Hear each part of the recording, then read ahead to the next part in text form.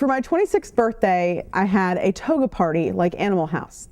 And my sister, my little sister, brought as her date this guy named Ryan. And I was like, this guy is the best guy you've ever dated ever. And when my sister introduced Ryan to my mother, she said, you know, Christina, he's a really great guy, but he's not for you. He's really for Jessica.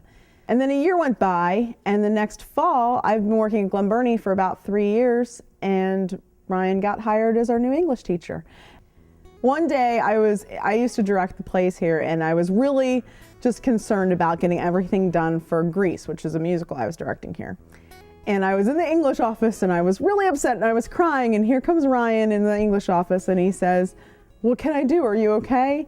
And I said, I really just need somebody to help and build sets and do stuff for this production. It's just too much. And so he came with his drill every day for 2 weeks, and I just knew this was an amazing guy. And then the following fall, we were at a poker party hosted by one of the English department teachers. And we were all sitting around, and I'm a huge Ravens fan. And Ryan turned to me and he said, hey, B, what are you doing tomorrow? And I said, just watching the Ravens game. He said, do you want to go to the Ravens game? I have an extra ticket. So I started screaming and jumping up and down, and a whole bunch of people said, did he just propose to you? Like, what is going on? And we actually just went as friends. But as we kept watching the game, we did not stop talking the whole time. We kind of realized we were on a date. And then from that moment on, we've pretty much been inseparable. I knew that I was going to marry Jessica for a while. I knew that I was going to marry Jessica probably a year before we actually got engaged. What I learned about Ryan very quickly, and what I knew from my experience the year before him, that how kind and giving and amazing he was. And just as we kept dating, it just turned out we had so much in common, despite the fact that he's a Steelers fan and I'm a Ravens fan. But we both love football and we love movies, and we would start making the same jokes, and it just really kind of dawned on me that this was the person I was going to spend the rest of my life with. I went and talked to my co-teacher, Charlotte Thomas, at school, and I bounced ideas off of her. And one of the ideas I came up was proposing during the first faculty meeting of the year. He said, will you please come up here, Jessica Benellis? And I said, I walked down to the front, and I'm waiting for him to hand me the microphone to talk about the AVID program. Instead, I'm just standing there, and he pulls out a bunch of flowers, and he said, are you going to cry now? And I said, well, yeah, I guess that was really nice of you. And he said, I think you're really going to cry now. And I see him sinking down to his knee. And before I really knew what was going on, everybody was just clapping and cheering and jumping up and gasping. And I know I did the stereotypical girl thing where I went like this, and I just absolutely burst into tears. And I know that he must have asked me to marry him, because my response was, put that damn ring on my finger. And then Ryan reminded me when we walked back to our seats that, you know, I didn't actually say yes.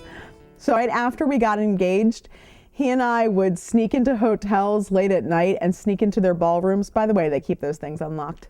And we would scope out their ballrooms to see if we would want to have the reception there. It's actually going to cost us $1,000 to have the wedding there. Which is ridiculous. It's just a lot of money for 2 teachers. So we just happened to be walking down the hall together one day, and our principal came up and said, well, why don't you guys just have the wedding here? I'll be the officiant. Yeah. We'll just have a good old time. And we just said, okay. And it started out as a big joke, but it turned out to be the best thing for us, right? It did. We needed to figure out in a hurry how we were going to decorate a school to look like a wedding reception or wedding ceremony area. And actually, a lot of our decisions were based on, well, it is a school, so we want it to look like a school. We came up with one set of ideas, and they just didn't work out. I said, don't worry, I have a plan B. And I had the individual who did this, Robert Dill, is doing our senior prom this year. And I called him, and he said, I can do pole and drape, and we'll do the lights. He came over, and we did that. And then we decided we wanted columns. So my cousin and I last week built columns. And actually, we had planned on taking our photographs here before the wedding ceremony, so it just sort of worked out that we wouldn't need to transport ourselves from the ceremony to the reception, back to the ceremony, you know, to get all of our pictures. So All of our pictures are going to be taken on campus with our bridal party. You know, I don't want our wedding to be like everybody else's. I want it to be different. I want it to be special. And, you know, we're not really church-going people. In some ways, I think we both feel like this is our church. This is our ministry. You know, we're called to be teachers, and we're called to be teachers here. So for us, this place is very, very special.